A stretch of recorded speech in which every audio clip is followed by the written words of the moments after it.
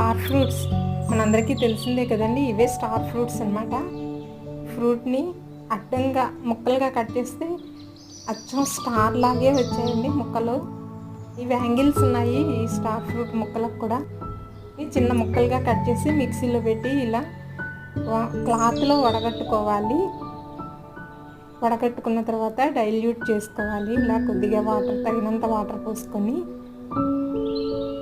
గ్లాసుల్లో సబ్జా గింజలు, నానబెట్టిన సబ్జా గింజల్ని తీసుకొని అందులో ఈ స్టార్ ఫ్రూట్ జ్యూస్ కలుపుకొని, నచ్చిన వారు కొద్దిగా ఉప్పు కూడా కలుపుకోవచ్చు, అక్కర్లేని వాళ్ళు వేసుకోకపోయినా పర్వాలేదు. చాలా టేస్టీగా జ్యూస్.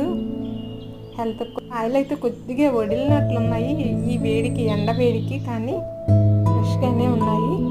జ్యూస్ అయితే చాలా టేస్టీగా ఉంటుందండి. నిమ్మకాయ కూడా అక్కర్లేదు. Please like, share and subscribe.